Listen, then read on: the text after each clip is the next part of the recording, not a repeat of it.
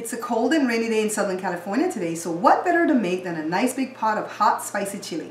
You're watching The Bear Pantry Show. You're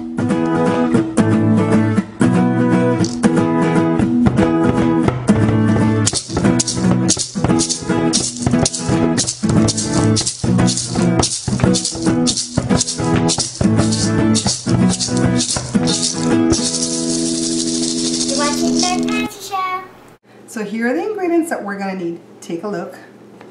We're going to need onion and tomatoes, and this is a large onion, so I just chopped up a little piece of it, and I'm only going to use half of this tomato. But if you're using a smaller tomato, you can use the whole tomato. But be careful with the tomato in this chili because you're going to taste it. It's going to be overpowering if you put too much, okay? So I'm just going to use half of this, and then we're going to have salt and black pepper to our taste. And you guys know I keep my black pepper in this cookie thing because when I get that one from Costco and you open it and throw it, it always comes out a lot. Yesterday when we did this chili, we used regular tomato sauce. This can is 8 ounces, but the kids say that it wasn't hot enough. So I'm telling you guys, if you have a mild palate, use this tomato sauce rather than this El Pato one, okay? I'm using this El Pato, but this is hot, hot, hot. And then of course we have our ground beef, and I got the one with more fat in it because it's just nicer. And this is 3 pounds, but we're probably going to use 2 pounds of it. And of course chili powder. So all we have to do now is move over to the stove. Come along with me. So this is all we're going to do, okay? We put the ground beef just like that raw, nothing in it, in this big pot. And we're going to squish it with a potato masher because we want to separate it. And in the meantime, while we're doing that, it's going to get brown.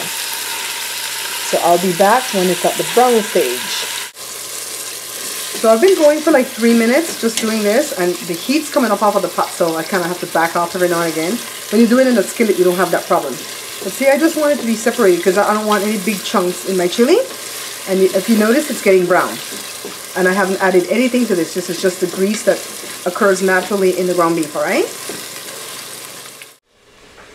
Alright, so it's brown enough. So that went for about 4 to 5 minutes. And all you want to do to make this ground beef cook is add a little bit of water at a time. Add enough to just like quiet it. And stir. Okay? Don't add broth. This is what I hate about the cooking shows on TV. They tend to add chicken broth to everything. If I'm cooking ground beef, why would I want chicken in it, right? So don't add broth. You don't have to add broth to all these things. Just a little bit of water, let it cook. We want this ground beef to cook for about a half hour. In the meanwhile,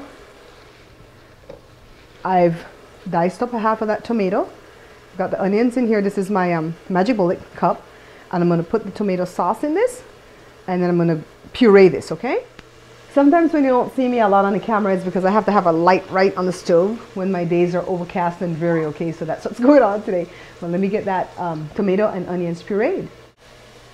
And look how beautiful it is. I love the Bullet products. They make my cooking life so easy. Now let's go back over to the stove because I hear my ground beef kind of frying.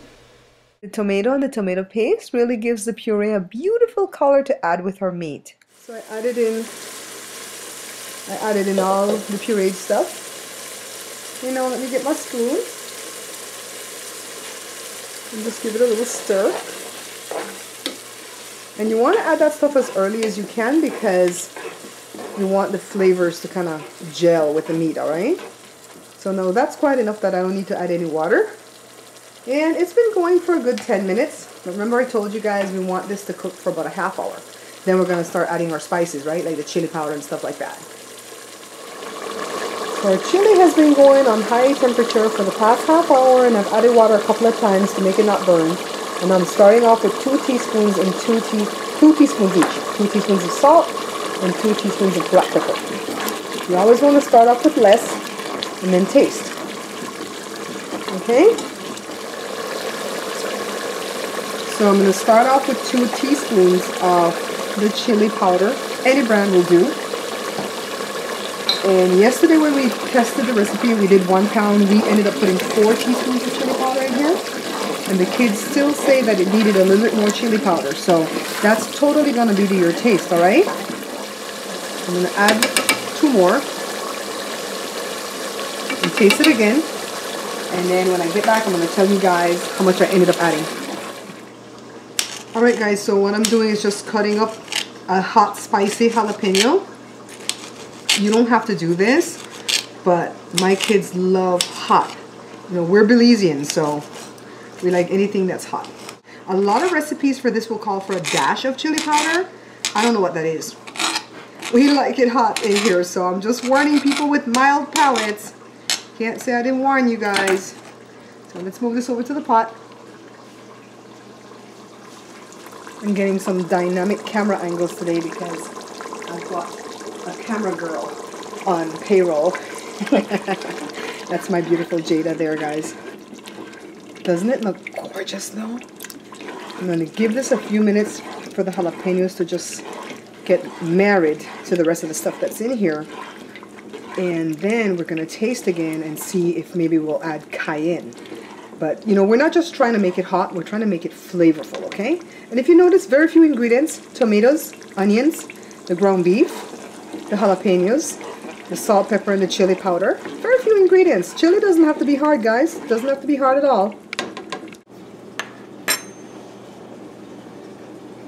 So this is an option too for the chili. I put a tablespoon of cornstarch, and I'm just going to make it into a paste, and then add it into the chili as a thickener. The kids don't really like it like this, so I put some separate to show you guys this part, okay? So here's the chili that I made for the kids, and they're going to eat this over hot dog. And then here's the one over here, or hot dogs I should say. Here's the one over here that I'm going to add the cornstarch to. So all we're going to do is stir. It didn't really do anything to harm it. To me, it makes it look more beautiful. And I have some cheese in it because that's how I roll. Isn't this gorgeous? So you can also put some grated cheese in this. I just put some sharp cheddar. Not a whole lot either. And I put some cornstarch. Alright, so as you can see, that didn't take very long to make. It took like 45 minutes. I want you guys to be forewarned. For the people who have a mild palate, start off with 1 teaspoon of black pepper and 1 teaspoon of chili powder first and taste it to see if that's your limit, okay? We ended up putting 2 teaspoons of salt, 2 teaspoons of black pepper, and 6 teaspoons of chili powder. That's the equivalent of about 2 tablespoons. Most recipes for chili will call for a dash. But you know what? Because we're Belizean, we like hot, spicy things, we always put more. And I did ended up putting that 1 jalapeno in there, but you absolutely don't have to do that. And if you want to add the jalapeno, you don't have to add the hot one. They have the mild one that just gives the flavor, okay? I did separate some of the chili from the big pot when it was all done, so I could put a little bit of cornstarch in the smaller amount to see if that gives it more body. I like it like that. The kids didn't like it like that, so I'm glad I separated just a little bit of it. And you can eat this with some sprinkled cheese, some crackers, some bread. But for right now, today, my children are going to eat it with hot dogs. They're going to eat it over hot dogs, so they're going to have chili dogs. I'm going to have it over fries, chili fries. And in the future, we're going to be using this recipe again, so keep this video handy, okay? We're going to be doing this recipe again to make like chili omelets and chili beans. We're going to put like peanut beans and make chili beans. And just a whole bunch of stuff that goes with chili dip. Oh, Super Bowl's coming up at the end of January here in America. And so I'm getting all these nice finger type foods to go. So, oh, before I taste, let me remind you guys everything I always remind you, right? Thank you for watching the show. First of all, I know that your time is so valuable, and for everyone who spends the time watching my show, I really appreciate it. Mr. Leonard, my mom's from Mr. Leonard, just found out that I had this show and he's watching. Shout out to you. And share the show with your friends and family for me. Thank you for picking up the book. If you like the video, hit the like button below for me. And I can't wait for you guys to try this. And you know what I want to start doing? When you guys make anything that you get from my show, put a picture on my Facebook. My Facebook is Barbara McNabb Greenwich. Put a picture there so I can see. Some of you have been doing that, and it just is so mouth-watering to me. The stuff looks so good, and I am so proud. I am so proud when you guys make the recipe and it comes out great. Oh, that so excites me. So let me go ahead and taste. It's kind of hot. Stirring in the cheese. I absolutely love my bowl that has the little bit of cornstarch in it. I don't know what these kids are talking about. So let's see, guys. It's still so hot. I hope I don't scorch my mouth.